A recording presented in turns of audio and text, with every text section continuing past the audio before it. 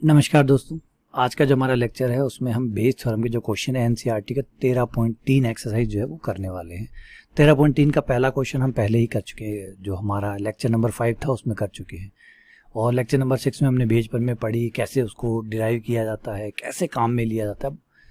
और अब जो क्वेश्चन है उसके साथ उसमें थोड़ा सा सुधार लाएंगे उस चीज़ों में जो हमने पढ़ा है, क्योंकि आप थ्योरी पढ़ते हैं उसके बाद सवाल करते हैं तो सवाल जैसे जैसे आप करते जाते हैं वो कंसेप्ट जो है वो कनेक्ट होते चले जाते हैं, क्लियरिटी आती जाती है ना, फिनिशिंग आने लग जाती है। तो चलिए फिनिशिंग लाते हैं और क्वेश्चन के साथ थोड़ा सा रूबरू होते हैं, मिलते हैं इन क्वेश्चनों के साथ। क्वेश्चन नंबर 2 को देखिए, आपके सामने है। क्या कह रहा है क्वेश्चन नंबर 2?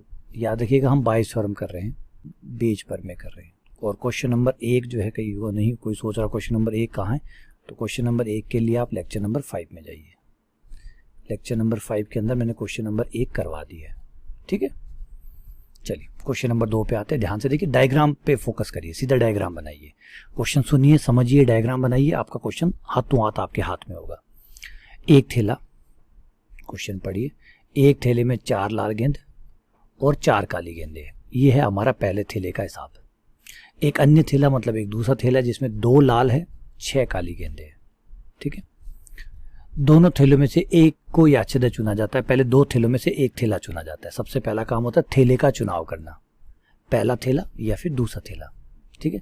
आइए सबसे पहला काम तो यही करते हैं। प्रक्रिया स्टार्ट बटन लगाइए, लगा दिया। स्टार्ट बटन में 2 चीजें, पहला थैला, फर्स्ट बैग या सेकंड बैग, पहला थैला एवं दूसरा थैला, थैला नंबर 1, थैला नंबर 2।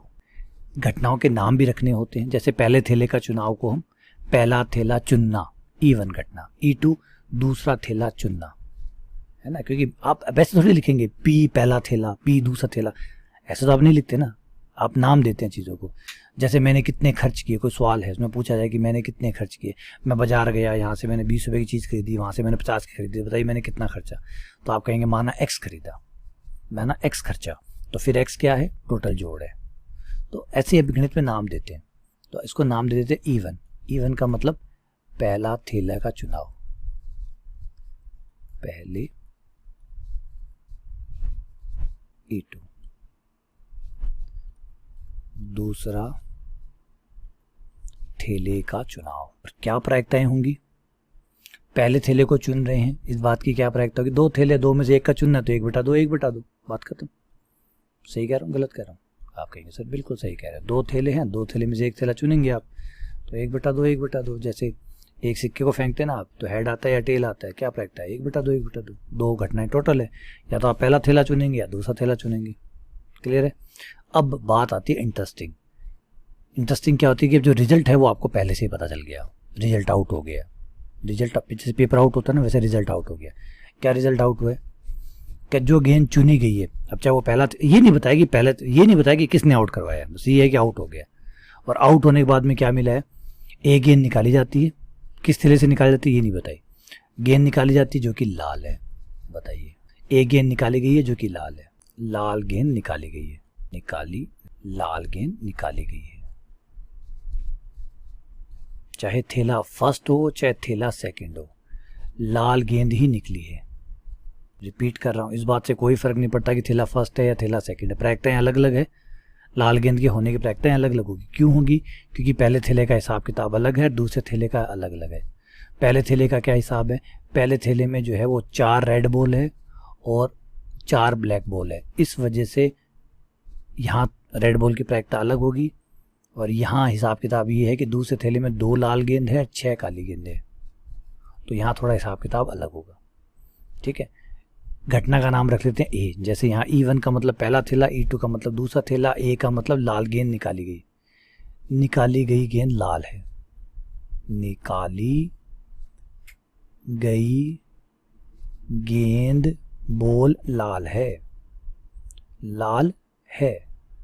ए क्या है? इस बात की प्रायिकता है कि निकाली गई गेंद लाल है। तो वो लाल गेंद पहले थैले से निकाली गई है या दूसरे थैले से निकाली गई है, उसको हम ऐसे लिखेंगे A/E1, मतलब पहला थैला चुन लिया गया है, घटना E1 घटित हो गई है। E1 घटित होने का मतलब पहला थैला ले लिया गया है और अब पहले थैले से लाल गेंद निकाली गई है। तो पहले थैले से लाल गेंद आने की प्रायिकता क्या है, 4/8 यानी 1/2, 4/8 यानी 1/2। ऐसे ही ए का मतलब तो लाल गेंद है, लेकिन इस बार थैला कौन सा है, दूसरा, तो A/E2। बट्टे में क्यों लिख रहे हैं बेटा, क्योंकि E2 घटित हो चुका है ना, थैला लिया होगा दूसरा, तभी तो, अब दूसरा थैला लिया तभी तो 2/8 होगी प्रायिकता। पहले थैले में 2/8 थोड़ी थी, पहले थैले में तो 4/8 थी, क्योंकि पहले थैले में 4 लाल गेंद थी, दूसरे थैले में 2 है। तो समझ रहे ना बातों को, समझे बात है। आप थैला पहला चुन रहे हैं, प्रायिकता 2/8 है, तो कैसे होगी, पहले थैले में तो 4 लाल गेंद है, तो पहले थैले की लाल गेंद की प्रायिकता अलग है और दूसरे थैले की लाल गेंद की प्रायिकता अलग है। इसका मतलब A/E1 और A/E2। रिपीट कर रहा हूं, पहले थैले में लाल गेंद का होना अलग प्रायिकता है, दूसरे थैले में अलग प्रायिकता है। तो इसलिए A/E1 क्या दर्शाता है, A/E1 दर्शाता है कि पहले थैले से लाल गेंद आने की प्रायिकता, दूसरे थैले से लाल गेंद आने की प्रायिकता 2/8 यानी 1/4। आ गया। प्रायिकता क्या पूछी गई है कि लाल गेंद तो आ चुकी है, ये तो हमारा चित्र हुआ, ये तो हमारा चित्र हुआ। जो प्रायिकता पूछी गई है वो क्या है भैया, गेंद जो आई है वो तो लाल है, बट्टे ए मतलब लाल गेंद प्राप्त हो गई है, लाल गेंद प्राप्त हो गई है। प्रायिकता क्या बतानी है कि वो कहां से आई है, कहां से आई है, कहां से आई है, पहले थैले से आई है, पहले थैले यानी E1 से आई है। E1 की प्रायिकता पूछी गई है, जबकि लाल गेंद प्राप्त हो, E1/A पूछा गया। आई बात, क्लियर हुआ, चित्र से कुछ समझ में आया, क्या समझ में आया कि भैया सबसे पहले एक सुंदर सा चित्र बनाएंगे, जैसा जैसा कहेगा उस फ्लो में चलेंगे। पहले आप देखिए, घटनाएं तो वैसे ही घटित होगी ना, पहले आप एक थैला चुनेंगे, फिर थैले में से गेंद निकालेंगे, ऐसे ही तो होगा ना। पहले E1 E2 घटित होंगे, मतलब पहला थैला चुना जाएगा या दूसरा थैला चुना जाएगा, फिर पहले या दूसरे थैले में से लाल गेंद निकालेंगे, ऐसे ही घटित होगा ना। बात अलग है, प्रायिकता आप जो पूछेंगे वो तो, जो पूछेंगे वो निकालूंगा ही, लेकिन पहले चित्र तो बनाऊं। चित्र क्या बनाया कि भैया ये रहा स्टार्ट पॉइंट, यहाँ से हमने स्टार्ट किया, या तो हम पहला थैला चुनेंगे या हम दूसरा थैला चुनेंगे। E1 पहला थैला है, E2 दूसरा थैला है, फिर पहले थैले से लाल गेंद निकालें, दूसरे थैले से लाल गेंद निकालें, उसकी प्रायिकता होगी। अब E1/A निकालना है, बेज पर में हमारा काम करेगी। आप तो बेज पर में को याद कीजिए, बेज पर में क्या थी, याद करिए क्या थी, क्या बताया था मैंने आपको, क्या बताया था मैंने बेटा, जिसकी प्रायिकता रिवर्स निकाल ली है उसका गुणनफल ऊपर। ये देखिए E1 वाला ये पहला थैला यही है ना, देखिए यहाँ दो बने, एक ये, दो संभावनाएं बनी है, पहला थैला दूसरा थैला। तो जिसकी रिवर्स प्रायिकता पूछिए, इसकी रिवर्स पूछिए, देख सकते हैं आप, इसकी रिवर्स पूछिए, इसकी प्रायिकता का गुणनफल ऊपर आएगा, PE1 × PA/E1। बट्टे में तो सब आएंगे, बट्टे में तो हर कोई आएगा। पहले वाली संभावनाओं का गुणनफल, या यूं समझिए फर्स्ट रो का गुणनफल प्रायिकताओं का, प्लस, क्योंकि कुल प्रायिकता आते हैं ना नीचे तो सब आएंगे, दूसरी प्रायिकता का गुणनफल, फर्स्ट ऑप्शन सेकंड ऑप्शन। आ गया, ये आपका फॉर्मूला बन गया। तो फॉर्मूला याद करने की जरूरत नहीं है, बनाने की जरूरत है। याद मत करिए, याद टिकता नहीं है, बना लीजिए, टिकेगा। तो ये लीजिए, और फॉर्मूला बनाए बिना भी आप सीधा कर सकते हैं डायरेक्ट। जिसकी रिवर्स प्रायिकता निकालती है उनका गुणनफल ऊपर, 1/2 × 1/2 बटे इनके गुणनफल का जोड़ नीचे, 1/2 × 1/2 प्लस 1/2 × 3 1/4। लघुत्तम वघुत्तम निपटा लीजिए, लघुत्तम आ जाएगा 8 ऊपर, बट्टे यहाँ 2 और 1 3 आ गया, ये आ गया 2/3। ये लीजिए, लाल गेंद के पहले थैले से आने की प्रायिकता 2/3 है। क्लियर है, आ गया, कोई मुश्किल नहीं है ना। सोचिए कहाँ मुश्किल है बेटा, ध्यान से देखिए कहाँ मुश्किल है। इससे ज्यादा आसान क्या होगा, आपको संभावनाएं बनानी है। रिवर्स एक संभावना, रिवर्स एक को उल्टा चलवाएगा, वो जिसको उल्टा चलाएगा उसका गुणनफल ऊपर लिख लीजिए और उसके सहित सबको नीचे लिख लीजिए। ये आपका फॉर्मूला बन गया। आ गया, चलिए कोई बात नहीं, घबराइए मत, मैं हूं ना। आगे बढ़ते हैं, क्वेश्चन नंबर 3 पे ट्राई करते हैं। कुछ बाकी रह गया होगा तो क्वेश्चन नंबर 3 आपकी पूर्ति कर देगा। क्वेश्चन नंबर 3 क्या कहता है कि भैया एक विद्यार्थी महाविद्यालय गया, उसने डिसाइड किया कि वो क्या करना चाहता है। वो छात्रावास में रहना चाहता है तो उसकी प्रायिकता है 60%। वो छात्रावास का चुनाव नहीं करेगा, इस बात की प्रायिकता है 40%। ठीक है, तो सबसे पहले तो चित्र यहीं से बनना शुरू हो गया कि बच्चा आया, पहले उसका स्वागत करिए, है ना, स्वागत गीत जो है वो गाए जाएंगे। बच्चा आ रहा है, आइए। आया, आने के बाद में उसने छात्रावास में रहता है, छात्रावास में रहता है, एक संभावना। छात्रावास में नहीं रहता है, दूसरी संभावना। छात्रावास में नहीं रहता है, छात्रावास में नहीं रहता है, मना कर दिया, नहीं रहूंगा, बंदे को नहीं पसंद है छात्रावास में रहना, नहीं रहेगा। तो E1 का मतलब है, E1 घटना का मतलब है छात्रावास में रहता है। E2 घटना का मतलब है छात्रावास में नहीं रहता है। तो PE1 क्या हो गया, छात्रावास में रहने की प्रायिकता, जो कि ये कह रहा है 60% है, और परसेंट को हटाने के लिए 100 लगाना पड़ता है, तो 0.6 हो जाएगा। छात्रावास में नहीं रहता है, E2 का मतलब है छात्रावास में नहीं रहता है, उसकी है 40%, परसेंट को हटाएंगे, 100 लगाएंगे, 0.4 हो जाएगा, ये 0.4 हो गया। आगे क्या कहा गया भैया, आगे कहा गया कि ये सब तो हो गया, ये सब होने के बाद में जो छात्रावास में रहता है उसके 30% चांसेस है उसका ए ग्रेड आए, और छात्रावास में नहीं रहता है उसके 20% चांसेस है कि उसके ए ग्रेड आए। छात्रावास में रहने वाले के 30% चांसेस है ए ग्रेड आने के, और जो छात्रावास में नहीं रहता उसके 20% चांसेस है। वर्ष के अंत में एक छात्र को पकड़ा गया या अच्छादक चुना गया, उसको ए ग्रेड मिला है, उसे ए ग्रेड मिला है, ए ग्रेड मिल गया है, उस बच्चे को ए ग्रेड मिल गया है। छात्रावास में रहता तब भी मिल गया है, नहीं रहता तब भी मिल गया है। बधाई हो, कॉन्ग्रेचुलेशन, शाबाश बेटा, तुमने बहुत मेहनत की, इसलिए ए ग्रेड मिल गया है। अब ए ग्रेड को बी नाम क्यों दे, ए ग्रेड को ए ही नाम देते ना, है ना, वैसे भी हम ए ही नाम देते हैं, ए ग्रेड को ए नाम दे दिया। चाहे छात्रावास में रहता हो चाहे ना रहता हो, ग्रेड तो बंदे का ए ही आया है। हम तो प्रायिकता देख रहे हैं कि शाबाश बेटा, तुमने सबका नाम रोशन किया है। तो A/E1 क्या होगा, छात्रावास में रहने वाले बच्चे के ए ग्रेड आने की प्रायिकता कितनी बताई गई है, 30%। 30%, प्रतिशत हटाया, 100 लगाया, 0.3 आ गया। छात्रावास में ना रहने वाले बच्चे की ए ग्रेड आने की प्रायिकता 20%, यानी 0.2%। 0.2% क्या, 0.2 हो गया।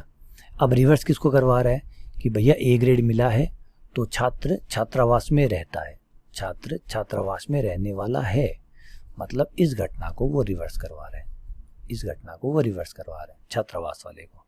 मतलब वो हमसे पूछ रहा है कि भैया ए ग्रेड तो आ गया है, ए ग्रेड आ गया है, छात्रावास में रहता है, मतलब E1 की प्रायिकता बताइए, छात्रावास में रहने की प्रायिकता बताइए।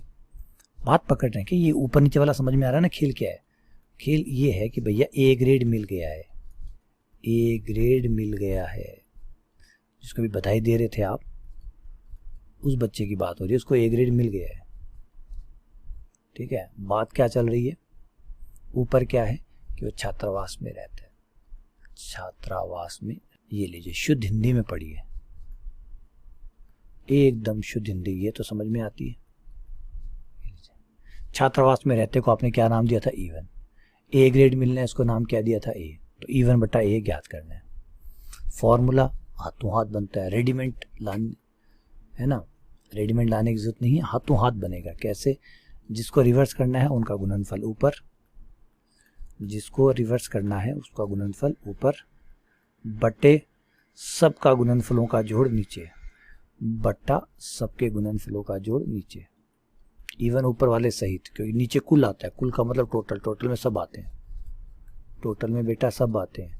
भारत की जनसंख्या 140 करोड़ है, अगर हम कहते हैं तो इसमें प्रधानमंत्री आएगा नहीं आएगा, तो आप कहेंगे सर आएगा, बेटा वो तो प्रधानमंत्री है। तो क्या सर प्रधानमंत्री है तो क्या हुआ, जब टोटल कह रहे हो, जब कुल जनसंख्या कह रहे हो तो प्रधानमंत्री भी आएगा, राष्ट्रपति भी आएगा, और उसके जो परिवार के बच्चे हैं, बूढ़े हैं, वो भी आएंगे। मान रख दीजिए, आंसर आपके पास रेडी है। इन दो का गुणनफल ऊपर 0.6 into 0.3 divided by 0.6 into 0.3 plus second row 0.4 0.2, ये हो गया आपका 0.18, 0.6 0.18 0.8 0.18 0.26, सही है। देख के बता दीजिए भैया, मुझे पता नहीं क्यों गड़बड़ गड़बड़ लग रहा है। ये हो जाएगा 18, सही है क्या?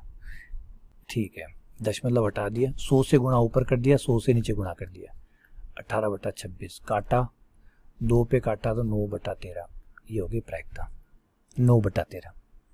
क्लियर है? कोई दिक्कत आई नहीं ना? बस नहीं आएगी बेटा, बिल्कुल नहीं आने दूंगा, ऐसे कैसे आएगी। चलिए आगे बढ़ते हैं, क्वेश्चन नंबर 4 पे आते हैं। क्वेश्चन नंबर 4 क्या कहता है? वैसा ही कहता है, बहुविकल्पित प्रश्न है, उत्तर देने में एक विद्यार्थी या तो प्रश्न का उत्तर जानता है या तो पता है उसे कि भाई ये आंसर है, और या फिर आप भी तो जानते हैं ना कि भाई दो ही चीज़ें होती है, या तो आपको पता होता है या आप तुक्का मारते हैं, बस उसके अलावा तीसरी कोई ऑप्शन ही नहीं है। या तो आपको आता है, अगर आप किसी क्वेश्चन को कर रहे हैं, अटेम्प्ट कर लिया है, तो उसके दो ही आधार रहे होंगे, या तो आपको आता होगा और नहीं आता होगा तो आपने तुक्का मारा होगा, ठीक है ना, उसके अलावा तो कोई तीसरा ऑप्शन ही नहीं है। उत्तर जानने की प्रायिकता 3/4 है। ठीक है, पहले मैं चित्र को शुरू कर दूं, डायग्राम शुरू कर दूं, स्टार्ट पॉइंट, प्रक्रिया शुरू हो, पहला ऑप्शन उत्तर जानता है, उत्तर जानता है। हमारे यहाँ कौन बने करोड़पति खेलते हैं, और कौन सा करोड़ों का सवाल है, ये गलत हो गया तो 1 करोड़ चले जाते हैं, हमें पता है ज़्यादा क्या होगा, माइनस मार्किंग तो होगी, इसलिए हम डरते नहीं हैं। उत्तर जानता है, अनुमान लगाता है, तो क्वेश्चन ने अलग अलग प्रायिकता दी हुई है, उत्तर जानने की अलग प्रायिकता है, अनुमान लगाने की अलग प्रायिकता है। E1 है उत्तर जानता है, E2 है अनुमान लगाता है। तो इस बंदे ने क्या कहा है, इसने ये अच्छी बात कही है कि ये बच्चा ठीक है, अच्छा है, क्योंकि ये 75% सवालों के उत्तर जानता है, लिखा हुआ है कि 3/4 उत्तर जानने की प्रायिकता 3/4 है। 3/4 का मतलब हो गया हर 4 में से 3 सवालों के उत्तर जानता है बच्चा। और कितना होशियार होगा बच्चा बेचारा, और कितना होशियार होगा बताइए, 75% आंसर जानता है वो, तो सिलेक्शन हो गया, ये सेकंड ग्रेड टीचर बन गया, उसको कोई नहीं रोक सकता, क्योंकि सेकंड ग्रेड की कट ऑफ है वो 50-55 रहेगी, ये 75 बनाएगा, तो ये बच्चा तो गया, उसको कोई नहीं रोकेगा।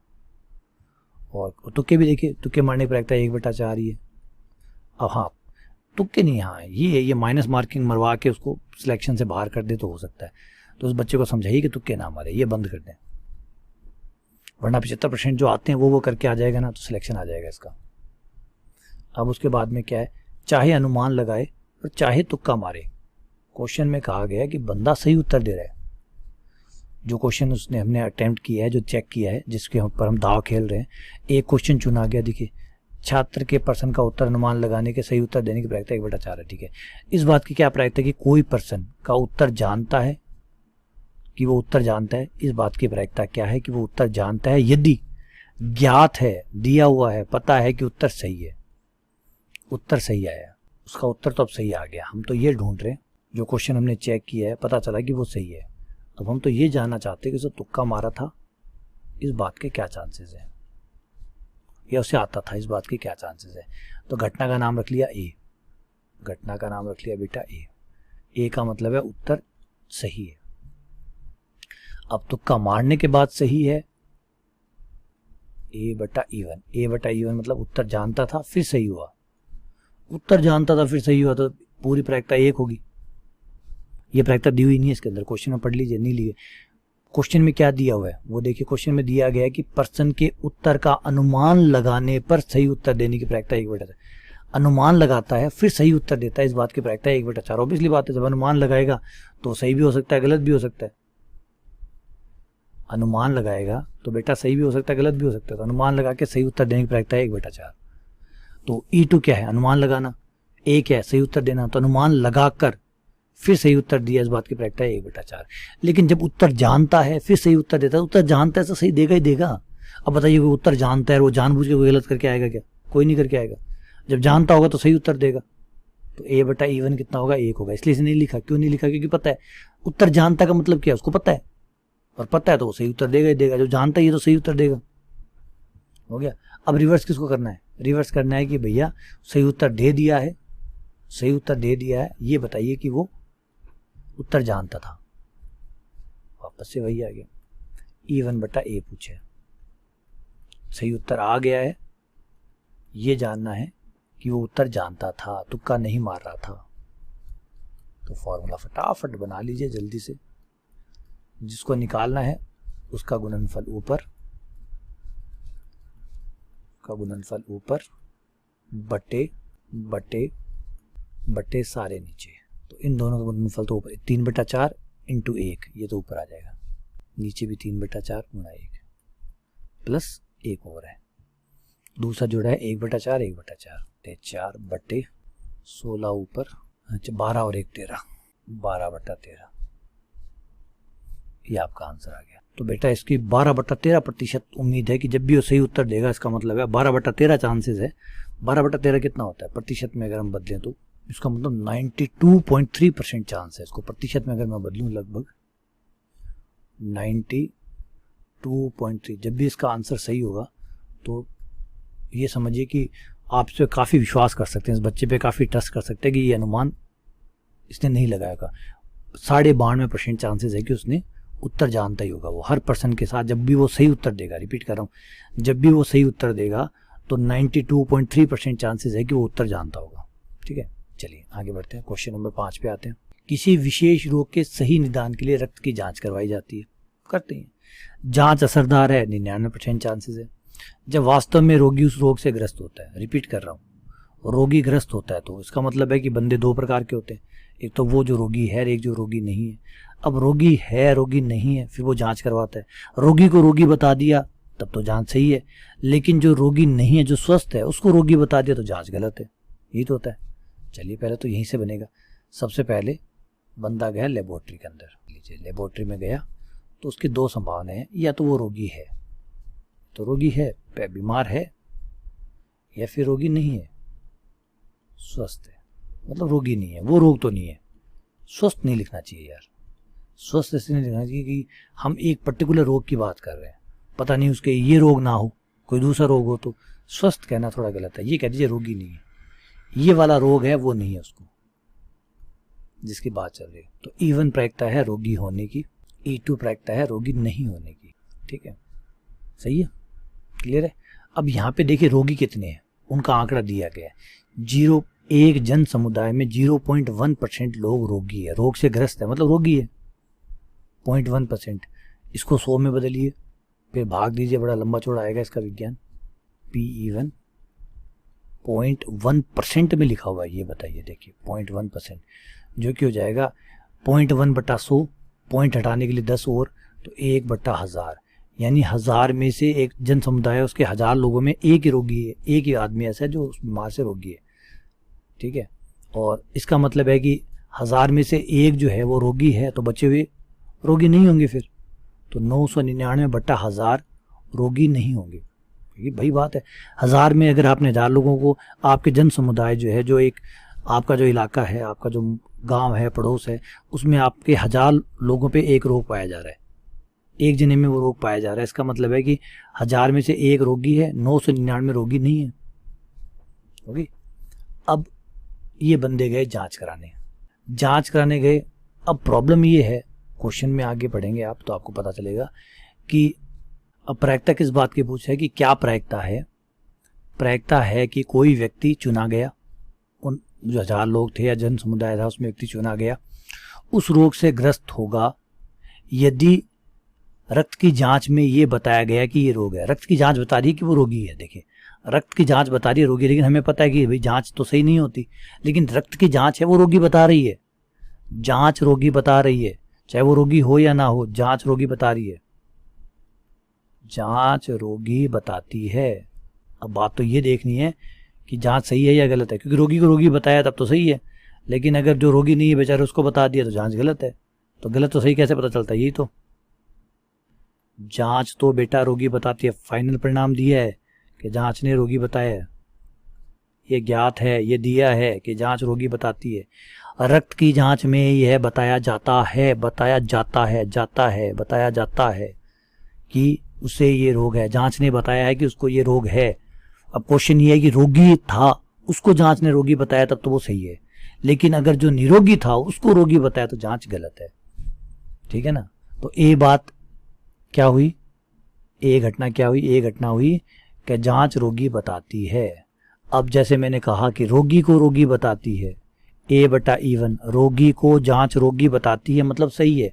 और सही होने की प्रायिकता कितनी दी गई है क्वेश्चन के अंदर, देखिए बेटा ये रही 99% असरदार है। असरदार होने का मतलब रोगी को रोगी बताइए, देखिए लिखा पड़ा है विशेष रोग के सही निदान के लिए रक्त की जांच 99% असरदार है। असरदार का क्या मतलब है, जब वास्तव में वास्तव में रोगी, जो रोगी है उसको रोग बताती है, रोगी को रोगग्रस्त बताती है। इसका मतलब सदार का मतलब क्या, रोगी को रोगी बताती है। इस बात की प्रायिकता 99% है, तो 99% लिखिए यहाँ पे।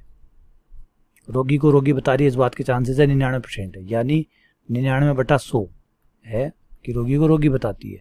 0.5% वो चांसेस भी हैं जब क्या हो रहा है, किसी स्वस्थ व्यक्ति को, उसको भी निदान गलत रिपोर्ट दे देता है, मतलब उसको रोगी बता देता है, वो भी लिख लीजिए। A/E2, जांच ने रोगी बता दिया, ये E2। एक जो रोगी नहीं है उसको जांच रोगी बता रही है, इस बात की प्रायिकता है 0.5%। तो 0.5/100, 5/1000, सही है। सारी प्रायिकताएं होगी। अब क्या पूछा गया है उस पर आ जाइए कि भैया जांच से तो रोगी बता दिया, लेकिन सही में वो रोगी है क्या, इस बात की प्रायिकता क्या है। सही में रोगी है, इस बात की प्रायिकता क्या है। क्या पूछा है, E1/A पूछा है।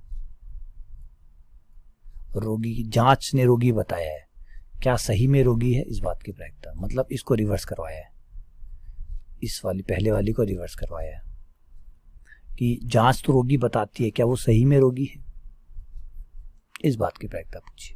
E1/A पूछा। फॉर्मूला बनाना ज़्यादा मुश्किल है नहीं, आपको पता है। जिसको प्रायिकता निकालना हो उसका गुणनफल ऊपर, बाकी सबका गुणनफल नीचे। इनका गुणनफल ये कितना है, 1/1000, 99/100 बटा, अरे बड़े बड़े नंबर है यार, ये तो बहुत बड़े नंबर हैं। क्या करें, कोई उपाय भी नहीं, करना ही पड़ेगा। हाँ जी, करना पड़ेगा। 1/1000, 99/100, इसको 5 ये कितना हो गया है ना। हाँ, इसको सॉल्व कर लीजिएगा अपने स्तर पे, कितना आएगा, खूब सारा ही आएगा। हाँ जी, आएगा तो सही, बाकी आप ट्राई कर लीजिएगा, बता दीजिएगा क्या आएगा। ठीक है, मैं अब आपको फटाफट डायग्राम बना देता हूँ क्वेश्चनों के, और फिर आप अपने स्तर पे इनको सॉल्व कर लीजिएगा। आराम से सॉल्व हो जाएंगे, बड़ी खुशी खुशी सॉल्व हो जाएंगे, परेशान नहीं करेंगे आपको। आ जाइए क्वेश्चन नंबर 6। इस क्वेश्चन में है, पढ़िए क्वेश्चन को। 3 सिक्के दिए गए हैं। एक सिक्का वो है जिसके दोनों तरफ चित्त है, एक सिक्का वो है जो बाइज्ड है, मतलब 75 बार चित्त देता है, एक सिक्का वो है जो अनभिन्नत है, मतलब अनबाइज्ड है, 50% चित्त 50% पट देता है। फिर 3 सिक्कों में से एक सिक्का निकाला गया, फेंका गया है, चित्त आ गया है। तो प्रायिकता क्या है कि वो दोनों तरफ चित्त वाला सिक्का था। तो स्टार्ट पॉइंट आपका होगा स्टार्ट पॉइंट से, यहाँ 3 पॉसिबिलिटी। पहला, दोनों तरफ चित्त वाला सिक्का, दोनों तरफ चित्त वाला सिक्का। उसके बाद बाइज्ड सिक्का, बाइज्ड को हिंदी में कहते हैं अभिन्नत सिक्का, हिंदी है भैया, अभिन्नत सिक्का मतलब बाइज्ड सिक्का। तीसरा है अनबाइज्ड सिक्का, अनभिन्नत सिक्का, अनभिन्नत सिक्का। E1, E2, इस घटना का नाम E1, दोनों तरफ चित्त वाला सिक्का E1, अनभिन्नत सिक्का E2, अनभिन्नत सिक्का E3। तो PE1 की प्रायिकता होगी 1/3। 1/3 क्यों, क्योंकि 3 सिक्के हैं, 3 सिक्के में से एक सिक्का चुनेंगे, तो 1/3। 3 सिक्के हैं बेटा, 3 सिक्कों में से एक सिक्का चुनने की प्रायिकता क्या होगी, 1/3।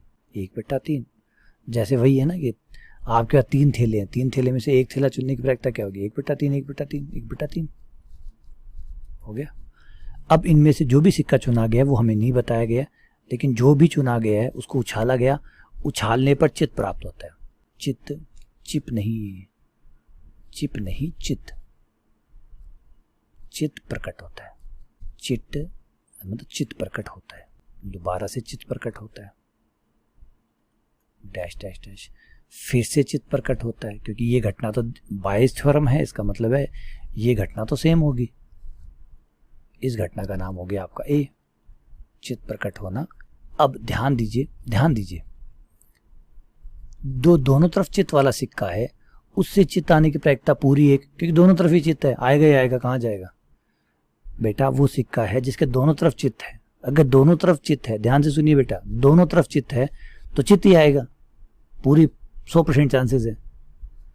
अच्छा, जिसके जो अभिन्नत है मतलब बाइज्ड है, उसमें 75% चांसेस है चित्त आने के। 75% का मतलब हो गया 3/4, 75/100, 3/4। और जो अनबाइज्ड है वो तो भैया अनबाइज्ड है। अनबाइज्ड है तो वो 50% इधर 50% उधर, यानी 1/2। रिवर्स किसे करवाना है? दोनों तरफ जो चित वाला सिक्का है उसको रिवर्स करवाना है, दोनों तरफ चित वाला, ये प्रायिकता को रिवर्स करवाना है, यानी E1/A निकलवाना है, E1/A प्राप्त करना है। हो गया। फॉर्मूला क्या बनेगा? फॉर्मूला जो निकालना है वो ऊपर, उसको ऊपर, बाकी सबको नीचे। बाकी सब कितनी है? 3 है इस बार 3 है। तीनों को लिखिएगा 1 बाय 1, समीशन। इसीलिए मैथ्स वालों ने समीशन बनाया है, क्योंकि बार बार ना लिखना पड़े। पहला इंटू दूसरा इंटू तीसरा, ये लीजिए। अब समझ में आया सिग्मा का फायदा। जगह कम होती है तो सिग्मा थोड़ी सी जगह में भी वो बड़ा काम कर देता है। कर लेंगे आगे, मान रखना आ जाएगा। आइए आगे बढ़ते हैं। Question number 7। एक बीमा कंपनी 2000 स्कूटर चालकों, 4000 कार चालकों, 6000 ट्रक चालकों का बीमा करती है। तो कुल कितने चालक हो गए? 2000, 6000, 12000 चालक टोटल हो गए। तो सबसे पहले तो यहाँ से ये आप डायरेक्ट ही बना लीजिए, क्योंकि ऑब्वियसली बात है। तो ये आपका स्टार्ट पॉइंट हो गया।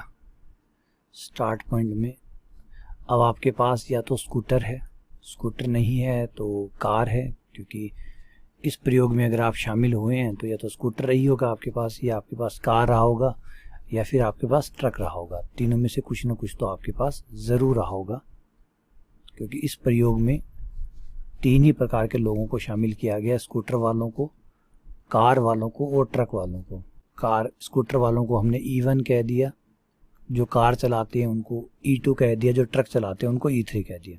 अब भैया अब करना क्या है? आपको थोड़ा सा दुख और पाना है। आपको जाके अब दुर्घटना करनी है, मतलब एक्सीडेंट करना है। चिंता मत करिए, थोड़ी सी लगेगी, थोड़ा बहुत दर्द होगा, कोई दिक्कत नहीं है आपको, क्योंकि साइंस बलिदान मांगता है। तो बलिदान करना है आपको, जाके एक्सीडेंट करवाना है। स्कूटर है तो स्कूटर से, कार है तो कार से, ट्रक है तो ट्रक से एक्सीडेंट कराना है। और उसकी जो प्रायिकता है वो है आपकी 0.01, 0.03, स्कूटर से है 0.01, और कार से है 0.03, और ट्रक से है 0.15। बीमाकृत व्यक्तियों में से एक दुर्घटनाग्रस्त हो जाता है। भाई दुर्घटना तो होगी, ठीक है, दुर्घटनाग्रस्त हो जाता है, मतलब दुर्घटना होती है। चलिए ये भी कंफर्म हो गया, दुर्घटना होती है। दुर्घटना, अब आप चाहे कार चलाएं, चाहे आप स्कूटर चलाएं, और चाहे आप ट्रक चलाएं, दुर्घटना तो अब हो ही होगी। फाइनली दुर्घटना हमने करवा दी है। दुर्घटना को नाम दे दिया ए। दुर्घटना होती है ना। अब दुर्घटना स्कूटर से होती है तो A/E1 स्कूटर से दुर्घटना। स्कूटर चलाया फिर दुर्घटना की।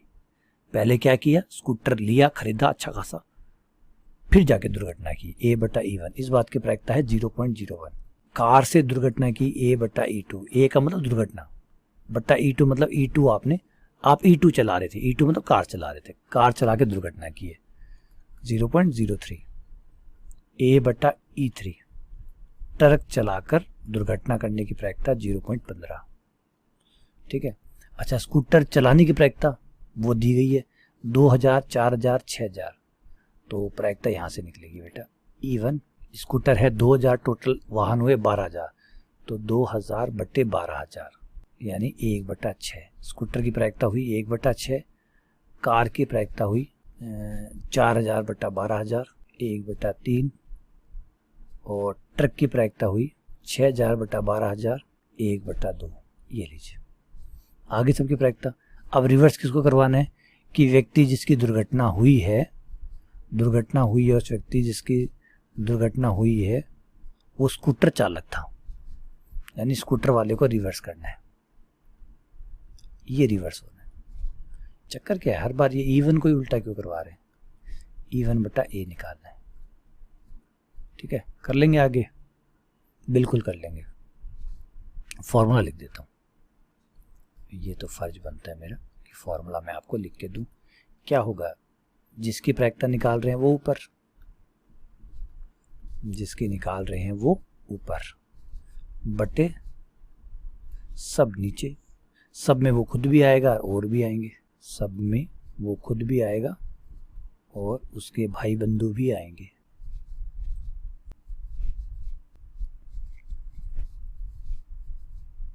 क्वेश्चन नंबर 8 आपसे कहता है कि भाई ए कारखाने में ए तथा बी दो मशीनें लगी हुई है। पूर्व विवरण से पता चलता है कि कुल उत्पादन का 60% जो है वो मशीन ए बनाती है, 40% मशीन बी द्वारा बनाया जाता है। मशीन ए जो है अतिरिक्त मशीन ए का 2% और मशीन बी का 1% उत्पादन खराब होता है। मशीन ए से कोई चीज़ अगर ख़राब बनी है तो 2% चांसेस है कि मशीन ए से बनती है, 1% चांसेस है कि मशीन बी से बनती है।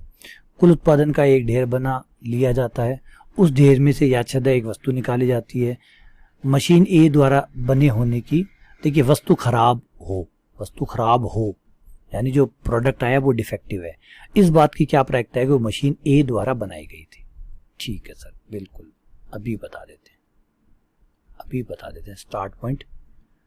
पहले मशीन ए फिर मशीन बी। मशीन ए मशीन बी, कोई भी प्रोडक्ट उसका हिसाब किताब बताया गया है। मशीन ए से कोई प्रोडक्ट बनता है उस बात की प्रायिकता बताई गई है 60%, मशीन बी की प्रायिकता है 40%, यानी कोई भी प्रोडक्ट मशीन ए से बनेगा इस बात की प्रायिकता है 60%।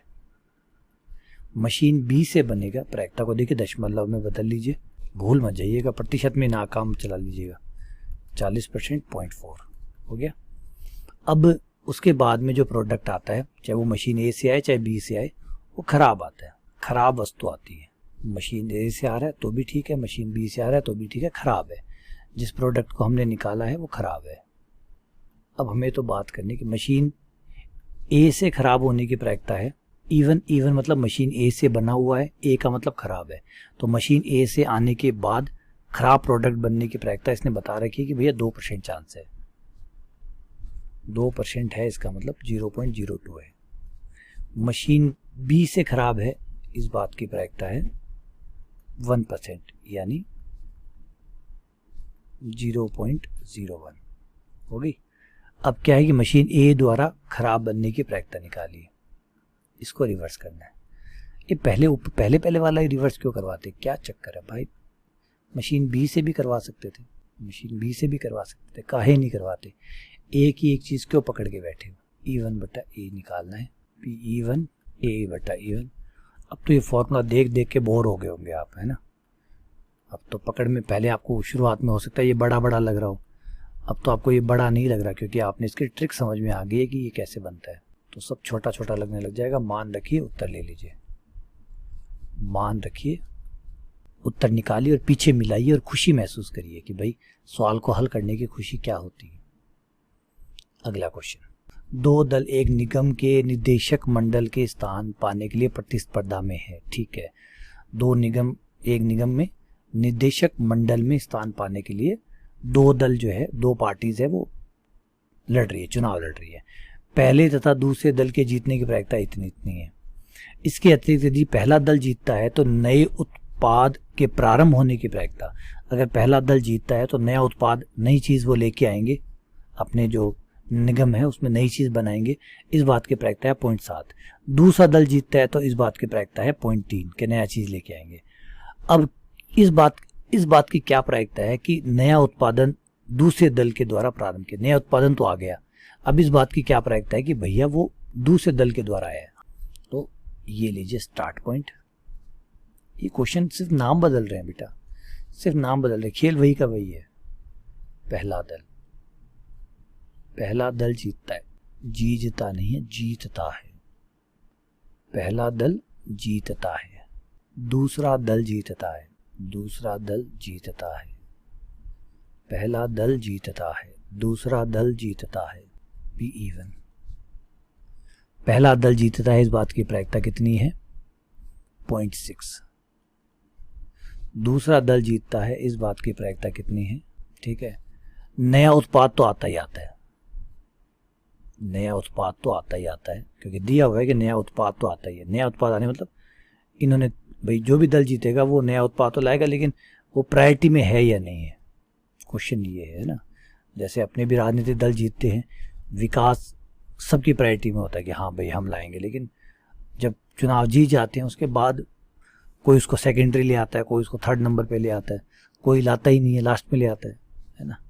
तो यही है कि भाई जीतने की प्रायिकता तो ये होगी, और नया उत्पाद लाने की प्रायिकता ए है, नया उत्पाद लाना ए है, नया उत्पाद लाना, तो ए बटा E1 हमें दिया गया है।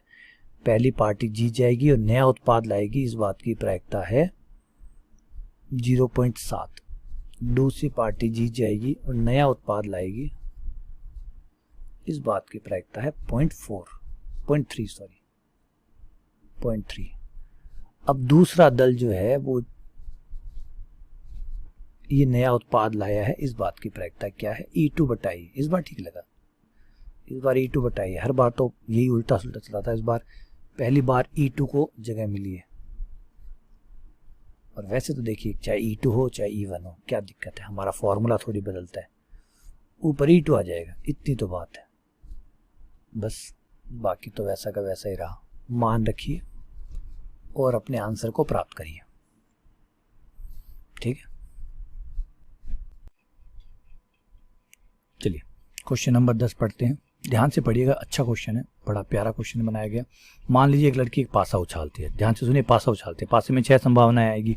उस संभावनाओं के लिए उसने डिसाइड की है कि अगर 5 आया तो वो ये करेगी, और 1 2 3 4 प्राप्त हुआ तो वो ये करेगी। यानी इसने 2 भागों में बांट लिया कि ये आया तो ये करूंगी, ये आया तो ये करूंगी।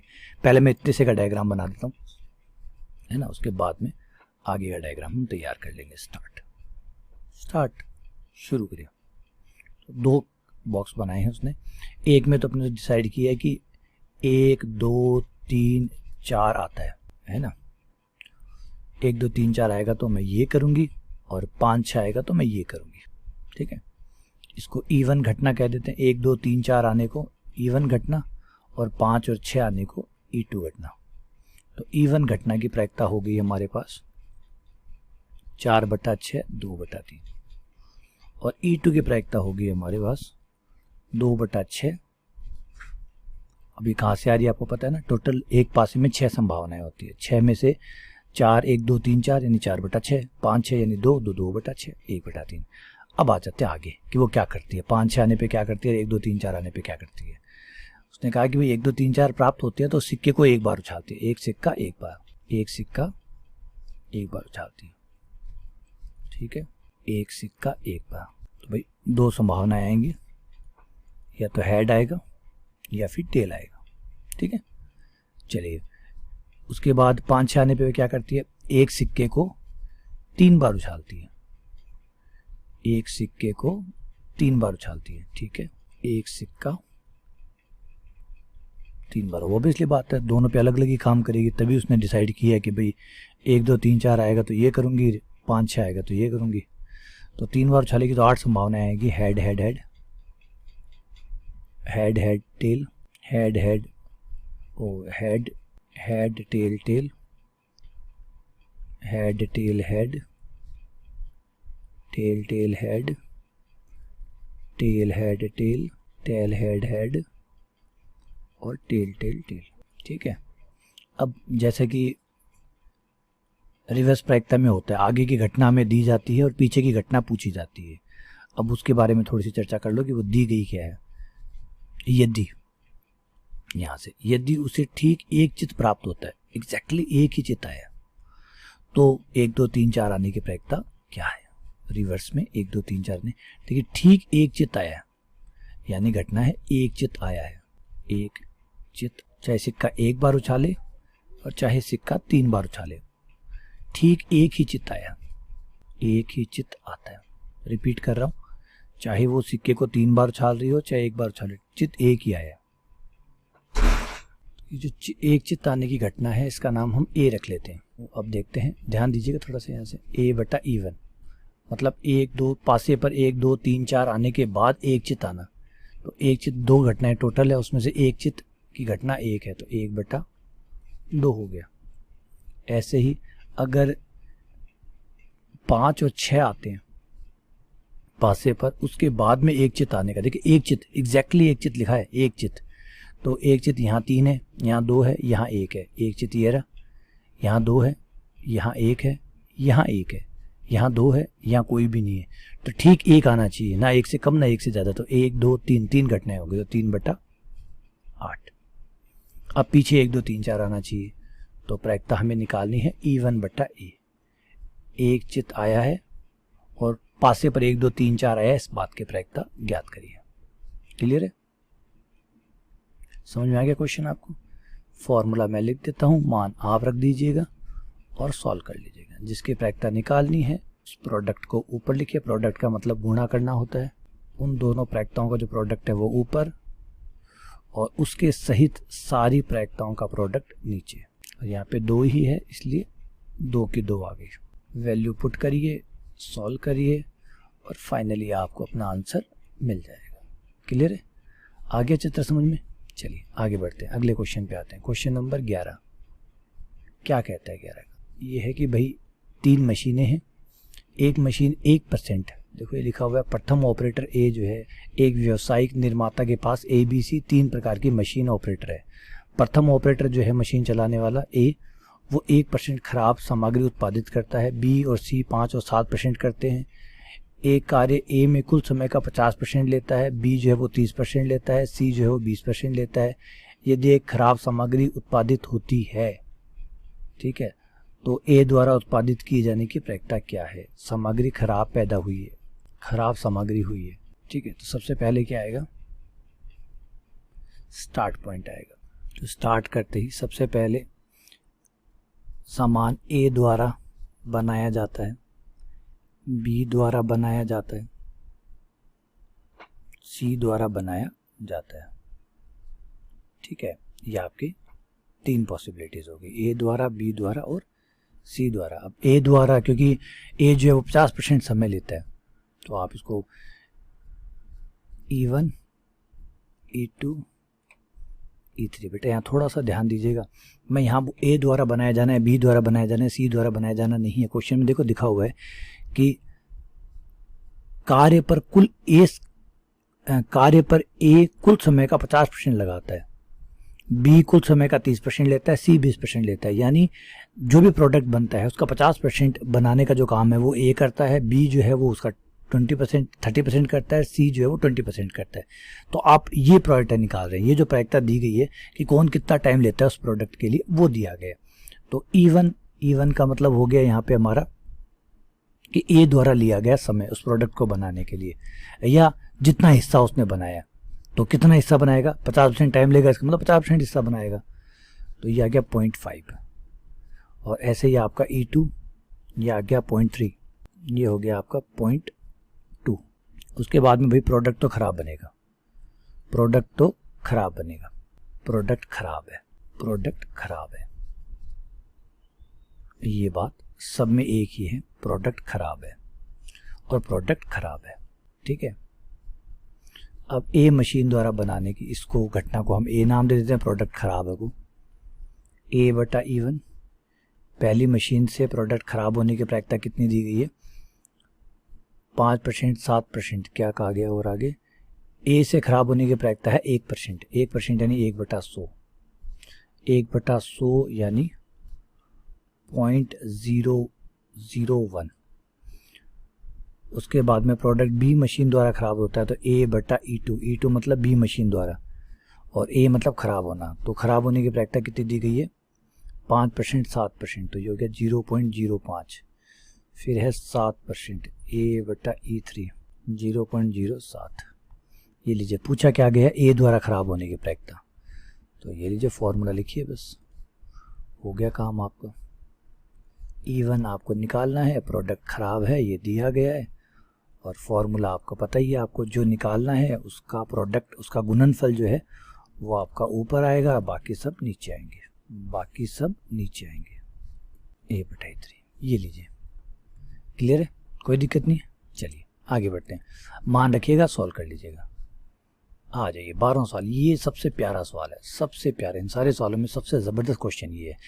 52, देखिए ध्यान से सुनिए, 52 पत्तों की एक गड्डी है, उसमें एक पत्ता खो जाता है। पत्ता खो जाता है, खोने के देखिए वैसे तो 52 पत्ते हैं, 52 पत्ते में से कोई भी पत्ता खो सकता है, लेकिन आगे जो चलेगा उसके बाद आपको समझ में आएगा कि कहानी क्या है, ठीक है। शेष पत्तों में से 2 पत्ते निकाले जाते हैं, 2 पत्ते निकाले जाते हैं, ठीक है, कोई बात नहीं। अब वो तो आप पूछोगे भी किसकी प्रायिकता जानना चाहते हैं या किसकी पूछना चाहते हैं, वो तो आगे बताएगा। यहाँ तक भी क्लियर है? देखिए पहली लाइन से पूरा सवाल क्लियर नहीं होता, पहले में कि भाई एक पत्ता गुम हुआ है। अब वो गुम हुआ पत्ता 52 में से कोई भी हो सकता है, 52 में से कोई भी हो सकता है, ठीक है।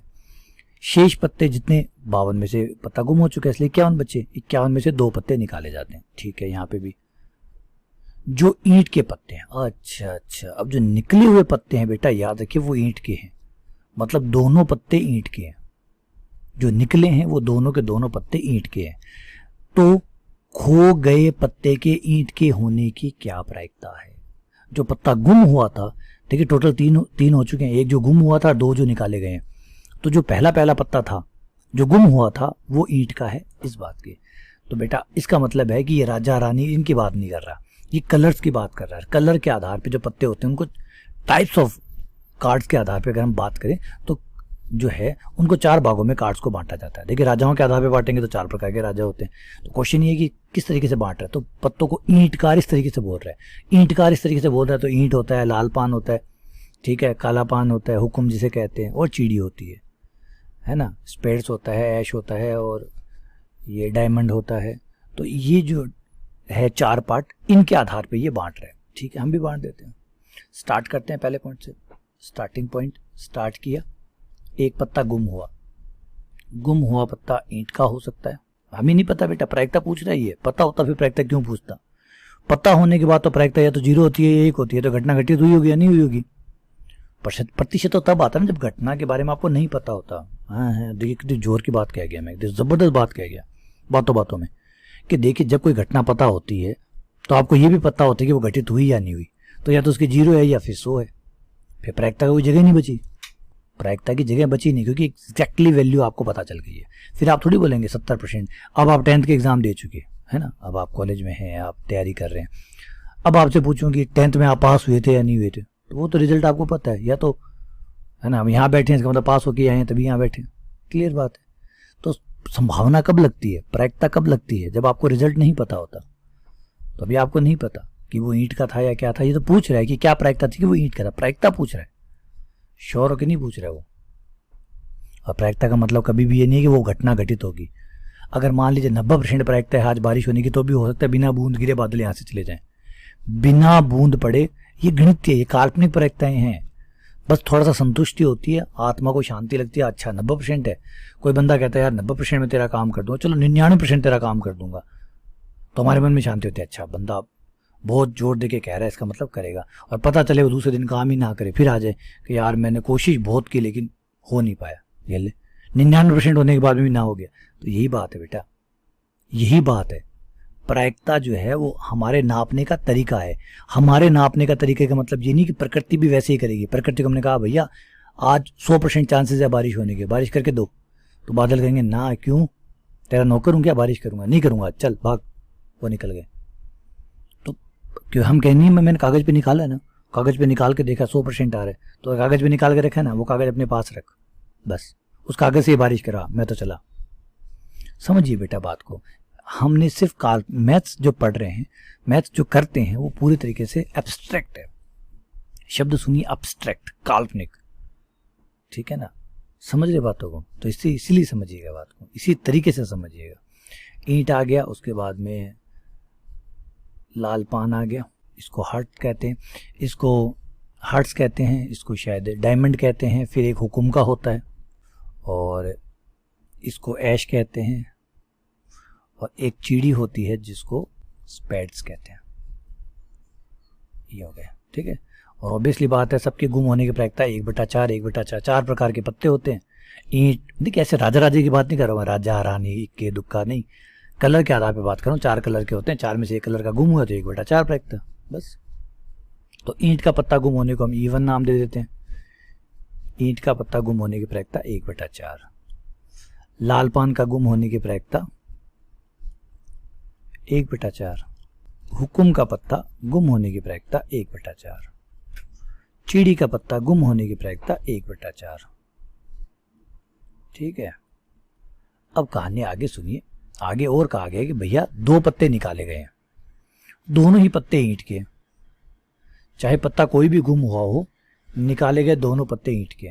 2 ईंट के पत्ते निकाले गए, पत्ते निकाले गए हैं, ध्यान रखिए, इसमें कोई कंफ्यूजन नहीं है, क्योंकि बता दिया इसने कि जो निकाले गए पत्ते हैं वो ईंट के हैं। निकाले गए पत्ते बेटा ईंट के हैं, ईंट के हैं और ईंट के हैं, हर हाल में ईंट के हैं। क्लियर है। अब याद रखिए कि पत्ता गुम हो चुका है, 52 पत्ते नहीं बचे हैं, अब आपके पास 51 पत्ते बचे हैं। ईंट के पत्ते निकलने की प्रायिकता हम ए नाम से दर्शा देते हैं। तो यहाँ A/E1 कितना हुआ, ईंट का पत्ता गुम होने के बाद 2 ईंट के पत्ते निकालने की प्रायिकता क्या हुई। एक एक करके एक एक पत्ता निकालते हैं। 51 पत्ते हो चुके हैं, ईंट का पत्ता एक गुम हो चुका है, इसलिए ईंट के जो पत्ते हैं उनकी संख्या अब कम हो चुकी है। नॉर्मली कितने पत्ते होते हैं, 13 13 13 13, 13 चौके 52, 13 पत्ते हर चीज के होते हैं। उसमें से एक ईंट का पत्ता बेटा गुम हो चुका है, तो ईंट के पत्ते बचे हैं 12। तो पहला पत्ता जो निकाला जाएगा वो आएगा 12/51। अगला एक ईंट का और निकल चुका, तो अगला हो जाएगा 11 11/51, 11/50। 50 क्यों, क्योंकि निकाल लिया ना, 51 का 50 हो गया। ध्यान से सुनिए, रुक जाइए, कोई बात नहीं समझ में है, कोई बात नहीं, रुकिए बात करते हैं। देखिए टोटल 52 पत्ते थे, यहां जब स्टार्ट किया था गेम शुरू तब 52 पत्ते थे, सही है। आप इस लाइन में गए, एक पत्ता ईंट का आपका गुम हो गया।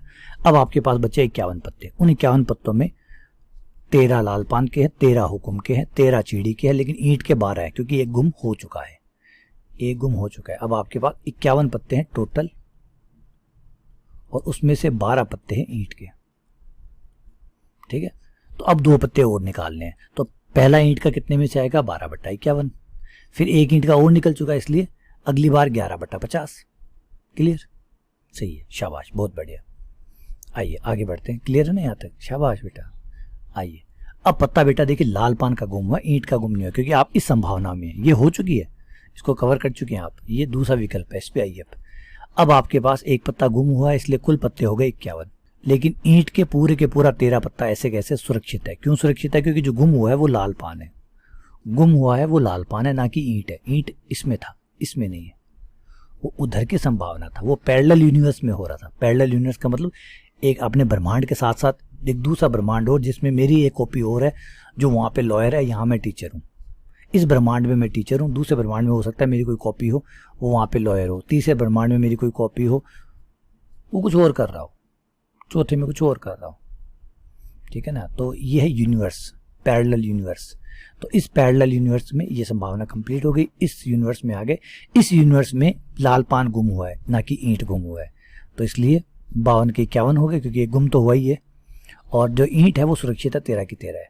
अब हमें लाल पान का पत्ता गुम होने के बाद 2 ईंट के पत्ते निकालने की प्रायिकता पे ध्यान देना होगा, वो होगी 13/52, 13/51। काहे की 52 पत्ता तो गुम हुआ ही है ना, चाहे काहे का ही गुम हो, टोटल संख्या में तो गिरावट आती है। 13/51 12/50, क्योंकि 51 पत्ते टोटल है, उसमें से 13 ईंट के हैं, तो 13/51 12/50। अब आ जाइए इस वाले यूनिवर्स के अंदर, थर्ड यूनिवर्स के अंदर, लेकिन घबराइए मत, डरिए मत, चिंता मत करिए। तीसरे यूनिवर्स में हुकुम का पत्ता गुम हुआ है, हुकुम का पत्ता गुम हुआ है, इसका मतलब 51 के 51 पत्ते पड़े हैं, और ईंट के 13 के 13 पत्ते पड़े हैं, क्योंकि इस यूनिवर्स के अंदर ईंट का पत्ता गुम नहीं हुआ है, इसलिए इसकी प्रायिकता एग्जैक्टली वही होगी जो लाल पान वाले में थी, लाल पान वाले में थी 13/51 गुणा 12/50। अब आप इस थर्ड यूनिवर्स में आएंगे, फोर्थ यूनिवर्स में, सॉरी, अब यहाँ पे भी वही संभावना है, 51 पत्ते, क्योंकि इस बार पत्ता जो गुम हुआ है वो चीड़ी का है, ना कि ईंट का है, तो 51 पत्ते टोटल हो गए, क्योंकि ये गुम हुआ है वो ईंट चीड़ी का गुम हुआ है। इस बार हिसाब जो है वो ये है 13 ईंट, 13 लाल पान, 13 हुक्म और 12 चीड़ी, चीड़ी 12 है, लेकिन मुझे चीड़ी से करना ही क्या काम, मेरा तो ईंट के पत्तों का, मेरा तो ईंट का काम है, तो ईंट के पत्ते मुझे 2 निकालने हैं, तो यहाँ पे भी प्रायिकता वही होगी। पत्ता चीड़ी का गुम हुआ है बेटा, जोर से बोलिए, किसका पत्ता गुम हुआ है, चीड़ी का, लाल ईंट का नहीं हुआ है, तो ईंट का हिसाब तो वही है 13/51, पहली बार 13 में से, अगली बार 12 में से। तो सिर्फ एक ही बार आपको ध्यान रखना है कि फर्क आएगा, क्योंकि एक बार ईंट का पत्ता गुम हुआ और आगे भी 2 ईंट के निकाल रहे हैं, इसलिए ऊपर वाले में फर्क आएगा, बाकी में नहीं आएगा। प्रायिकता निकालना है, इसमें कोई ज़्यादा मुश्किल खेल नहीं है, क्योंकि आपको उल्टा चलना है, किसमें, ईंट वाले में उल्टा चलना है, तो E1/A निकालना है। हाँ, इस बार संभावनाएं कई है, कोई बात नहीं, थोड़ा सा गुणा बढ़ जाएगा, थोड़ा सा गुणा जो है वो बढ़ जाएगा, लेकिन मुझे लगता नहीं है कि आप गुणा से ज़्यादा डरते हैं, क्योंकि आप इंटेलिजेंट बच्चे हैं, गुणा से आप क्यों डरेंगे। ये लीजिए, ये मान रख दीजिए, सॉल्व कर लीजिए, बात खत्म, ठीक है, हो जाएगा सॉल्व, कर लेंगे मान रख के, हाँ जी, चलिए फिर आगे बढ़ते हैं। अब आ जाते हैं ऑब्जेक्टिव क्वेश्चन पे। ये भी बिल्कुल वैसे ही है साहब, बिल्कुल वही क्वेश्चन है, वैसे के वैसे ही है। बेज पर में पे ए द्वारा सत्य बोलने की प्रायिकता 4/5 है, यानी सत्य ना बोलने की प्रायिकता 1/5 होगी, क्योंकि सच बोलेगा नहीं तो झूठ बोलेगा, बीच का तो कोई रास्ता है ही नहीं। अब कहेंगे सर आधा भी तो बोल सकता है, आधा बोलना बेटा झूठ ही है, आधा भी झूठ ही होता है। ऐसे नहीं होता कि सत्य 100% होता है, 99% भी बोला जाएगा वो झूठ ही होगा फिर, क्योंकि सत्य क्या होता है, सत्य ऐसा होता है कि थोड़ा सा भी झूठ मिक्स कर दिया तो सत्य नहीं रहता, थोड़ा सा भी अलाउड नहीं है सत्य के अंदर। सत्य ना शुद्ध होता है, शुद्ध रूप, आपको बोलना तो पूरा ही बोलना पड़ेगा, थोड़ा भी छुपाया फिर वो सत्य नहीं रहेगा, वो सत्य हो जाएगा। तो सत्य बोलने की प्रायिकता है 4/5, तो सत्य बोलने की प्रायिकता हुई 1/5। एक सिक्का उछाला जाता है, ए बताता है कि चित्त प्रदर्शित हुआ है। अब देखिए ये बंदा है जो झूठ भी बोलता है, कभी सच भी बोलता है। देखिए ध्यान से सुनिएगा यार, कितने मज़ेदार सवाल है, सोच के देखिए, इससे बढ़िया सवाल क्या होगा। कितना बढ़िया बात पूछ रहा है कि एक बंदा है जो कभी कभी झूठ भी बोलता है, हाँ सच भी बोलता है, सच ज़्यादा बार बोलता है, 80% सच बोलता है, 20% झूठ भी बोलता है। एक सिक्का उछाला और वो बताता है कि इसमें चित्त प्रदर्शित हुआ, वो कह रहा है कि हेड आया। देखिए विश्वास नहीं कर सकते, पूरा 100% नहीं है ये कुछ, है ना, सत्यवादी हरिश्चंद्र नहीं है ये, ध्यान रखिए, क्योंकि ये झूठ बोलने वाला 20% झूठ बोलता है ये। तो कैसे कितनी गारंटी ले सकता हूँ कि इसने जो बोला है कि चित्त आया है, इसकी कितनी % गारंटी है कि ये सच बोल रहा है, इस केस में ये सच बोल रहा है, चित्त आया इस केस में ये सच बोल रहा है। अब आप कहेंगे सर 80% चांसेस है, ना बेटा देखना पड़ेगा, अभी चित्त प्रकट हुआ है उसको भी देखना पड़ेगा, क्योंकि उस समय उसको 2 ही संभावनाएं मिली थी। पासा गिरते तो संभावनाएं थोड़ी गिर जाती झूठ बोलने की, क्योंकि तब वो 2 बोल सकता था, 3 बोल सकता था, 4 बोल सकता था, 5 बोल सकता था, 6 बोल सकता था। इस बार इसके पास सिर्फ बोलने के लिए चित्त और पट 2 ही थे, ठीक है ना, तो थोड़ा सा असर पड़ेगा। आइए देखते हैं, असर दिखाता हूँ मैं आपको। क्वेश्चन नंबर कौन सा है, 13। पहली सत्य बोलता है, सत्य बोलता है। नंबर 2 सत्य नहीं बोलता है, मतलब असत्य बोलता है। सत्य बोलने की प्रायिकता उसकी दे रखी है 4/5। तो सत्य ना बोलने की प्रायिकता, इसे E2 नाम रख लेते हैं। आप कहेंगे सर E1 बार भी तो कह सकते हैं, या E1 डैश भी कह सकते हैं, बिल्कुल कह सकते हैं, कोई दिक्कत नहीं है, बिल्कुल कह सकते हैं, कोई प्रॉब्लम नहीं है। लेकिन हम जिस पैटर्न पे चलते आ रहे हैं वही पैटर्न मेंटेन कर लेते हैं, ठीक है। अब आया भैया चित्त, वो बोल रहा है कि चित्त प्रकट हुआ है, गारंटी नहीं कि चित्त आया है। अच्छा, एक सिक्का उछाला जाता है, ए बताता है कि भाई चित्त प्रदर्शित हुआ है, तो ये कह रहा है चित्त प्रकट हुआ है, ठीक है भाई। अब चाहे सच बोल रहा है तब भी बोल तो चित्त ही रहा है ना। अब हमें तो ये देखना है कि इसके बात के सच होने की संभावना क्या है। बात समझ रहे हैं आप, थोड़ी गहराई पकड़ रहे हैं इसकी। आप कहेंगे सच चित्त प्रकट हुआ है, तो अब हमें पीछे मुड़ के देखना है कि वो सच बोल रहा है या झूठ बोल रहा है। सच बोल रहा है तो कितना % सच बोल रहा है, और झूठ बोल रहा है तो कितना % बोल रहा है, ठीक है ना। वो बोल रहा है, ये रिपीट कर रहा हूँ, चित्त प्रकट हुआ है नहीं हुआ इसकी बात की मुझे पता भी नहीं है, लेकिन उसने, आप ये लिख सकते हैं, वो बोलता है कि चित्त प्रकट हुआ, ठीक है ना, वो बोलता है कि चित्त प्रकट हुआ। तो देख लेते हैं, अगर वो सच बोलता है तो भी चित्त के प्रकट होने की प्रायिकता 1/2 है, क्योंकि सिक्के में 2 ही संभावना है, चित्त और पट। तो अगर झूठ बोल रहा है तब भी संभावना 1/2 है, सच बोल रहा है तब भी 1/2 है, इसमें कुछ नहीं बदलने वाला। समझिए, एक सिक्के में कितना आदमी कितना झूठ सच बोल सकता है, 50%। या तो हेड बोलेगा या टेल बोलेगा, झूठ बोलेगा तो 50% झूठ बोल सकता है, 50% ही मैक्सिमम है। समझ रहे बातों को, 50% ही है। पासे में झूठ बोलने के लिए ज़्यादा है, क्योंकि पासे में 1 नंबर आएगा, 5 नंबर झूठ बोलने के लिए, 2 बोल सकता है, 3 बोल सकता है, 4 बोल सकता है। तो पासे में झूठ बोलने की संभावना है 5/6। तो पासे में आपके पास ज़्यादा जगह है झूठ बोलने की, सिक्के में आपके पास ज़्यादा जगह नहीं है। तो हमें क्या निकालना है, हमें इसका रिवर्स निकालना है कि भैया उसका चित्त बोला है तो क्या वो सच बोल रहा है, वो बोल रहा है तो कितना % बोल रहा है। आ जाइए, E1/A, P(E1) × P/E1, 4/5 × 1/2, 4/5 × 1/2, 1/5 × 1/2, 1/2 ऊपर नीचे से कॉमन लेके कैंसिल कर दीजिए, 4/5, 4/5 + 1/5 ये 1 हो गया, तो ये आ गया 4/5, 4/5 चांसेस है। ये है आपका आंसर, 4/5 उसके चांसेस है, ठीक है ना। तो अब आप देख सकते हैं कि इस प्रायिकता की वजह से प्रायिकता में बदलाव तो आएगा। चलिए आगे बढ़ते हैं, अगले क्वेश्चन पे आते हैं। क्वेश्चन नंबर 14, जो कि कहता है ए तथा बी 2 घटनाएं हैं, ए जो है उप समुच्चय है बी का। अच्छा, तो पी बी बराबर नहीं है 0 के, तो इनमें से कौन सा कथन सत्य है? तो आ जाइए, ए उप समुच्चय है बी का। ऑब्वियसली बात है, अगर उप समुच्चय है तो प्रायिकता जो कि छोटे समुच्चय की छोटी होती है और बड़े समुच्चय की बड़ी होती है। तो सवाल नंबर 14 पे आ जाते हैं, कुछ बातें निकल के आएंगी। ए उप समुच्चय है बी का। एक बात इससे ये पता चलेगा कि जो ए इंटरसेक्शन बी है, ध्यान दीजिए, ए इंटरसेक्शन बी जो है वो छोटे वाले समुच्चय के बराबर होगा ए समुच्चय के बराबर, क्योंकि बी के अंदर ही ए है। देखो लिखा पड़ा है इसके अंदर कि ए उप समुच्चय है बी का, यानी बी के अंदर ए आता है, बी के अंदर ए आता है। तो जब बी के अंदर ए आता है तो फिर ए इंटरसेक्शन बी बराबर ए हो गया। तो हमें किसकी प्रायिकता निकालनी है? ए बटा बी की निकालेंगे। हाँ जी, ए बटा बी निकालनी है। पी ए बटा बी बराबर होता है पी ए इंटरसेक्शन बी बटा पी बी, और पी ए इंटरसेक्शन बी की जगह हम ए लिख सकते हैं, तो ये पी ए हो गया, पी ए बटा पी बी। अब बेटा इसको वज्र गुणा कर दीजिए, आपका पी बी को इधर ले आइए, पी ए को अपने पास रहने दीजिए, तो ये हो जाएगा पी ए बराबर P B into P A बटा बी। अब थोड़ा सा यहाँ पे ध्यान दीजिए, देखिए अगर मैं पी बी को हटा दूँ, तो आप कहेंगे सर ऐसे कोई हटा सकता है क्या? बिल्कुल हटा सकते हैं, बस बराबर का चिन्ह तो नहीं रहेगा ना, इतनी तो बात है। बराबर का चिन्ह चला जाएगा, छोटा बड़े का चिन्ह आ जाएगा, यही तो होता है ना। बराबर है इसका मतलब पी बी ने क्या कर रखा है? दोनों चीज़ों को बराबर रखा हुआ है, तो बराबर रखने का काम पी बी कर रहा है। तो पी बी अगर जाता है तो साइड बड़ी या छोटी हो जाएगी, ऐसे ही होगा। आइए समझाता हूँ कि क्या हुआ है। इसे समझने के लिए एग्जाम्पल लेते हैं। 1/2 इंटू 6 बराबर 3। यहाँ पे 6 और 3 है, और ये जो 1/2 का रोल है वो है इनको बराबर रखने का।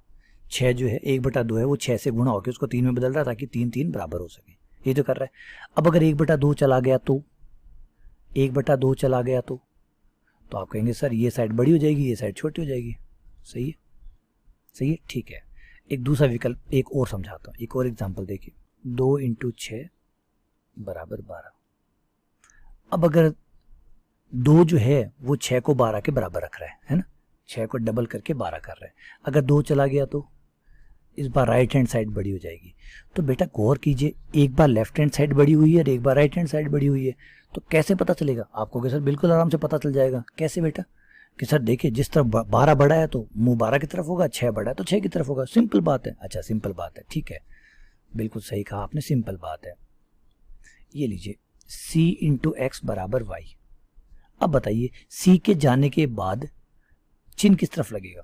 ऑब्वियसली बात है चिन्ह बड़ा या छोटे का होगा, लेकिन बताइए चिन्ह कहाँ लगेगा? इधर लगेगा, इधर लगेगा। तो आप कहेंगे सर ये तो पता ही नहीं एक्स वाई क्या होते हैं। सर नंबर बोलिए ना। बेटा नंबर हमारे पास कहाँ है? यहाँ हमारे पास यहाँ नंबर कहाँ है? तो नंबर नहीं है। तो बात समझ में आई?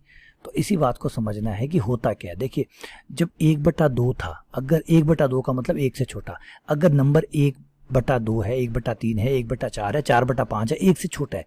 अगर 1 से छोटा है तो 1 से छोटा नंबर जो होता है वो गुणा नहीं होता, एक्चुअली वो भाग होता है। आप देखिए 1/2 है, अब बोलने में तो हम कहेंगे गुणा है, गुणा कहाँ है? 2 बड़ा है 1 छोटा है, तो 1/2 का मतलब वो भाग बड़ा लगेगा, बड़े का भाग लग रहा है, तो वो चीज़ छोटी हो रही है। यानी ये ऑलरेडी बड़ी थी इसलिए छोटी करके बराबर कर रहे थे।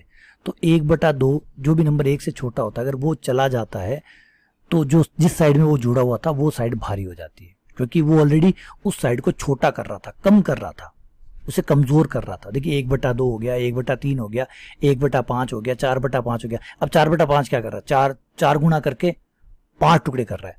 तो गुणा तो 4 कर रहा है, टुकड़े 5 कर रहा है, तो कम करेगा नहीं करेगा? छोटा करेगा नहीं करेगा? नंबर को तो छोटा करेगा।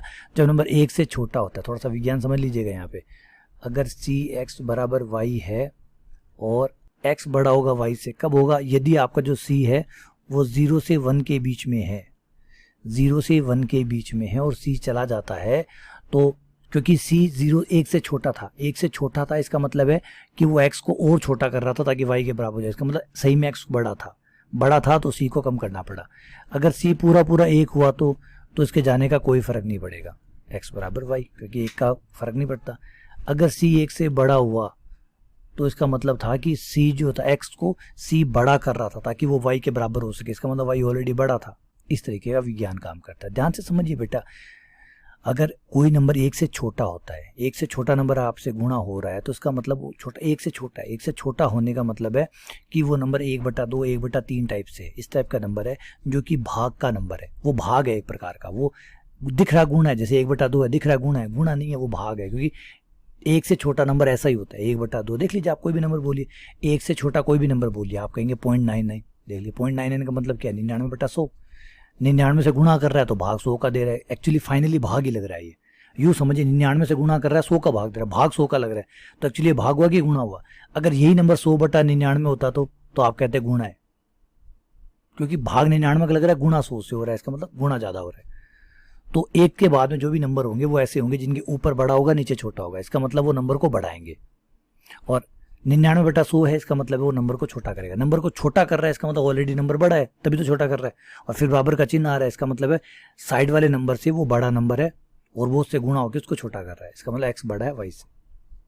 तो अगर पी भी चला गया और किसी की प्रोबेबिलिटी जो होती है वो बेटा 1 से कम होती है, तो पी बी की प्रोबेबिलिटी 1 से कम है, तो पी बी अगर जाएगा, वो जो कि 1 से छोटा है, 1 से छोटा नंबर अगर जाएगा तो इसका मतलब ये नंबर बड़ा था, ये 1 से छोटा नंबर है। 1 से छोटा नंबर अगर किसी से गुणा हो रहा है तो उसको छोटा कर रहा है, इसका मतलब ये बड़ा है।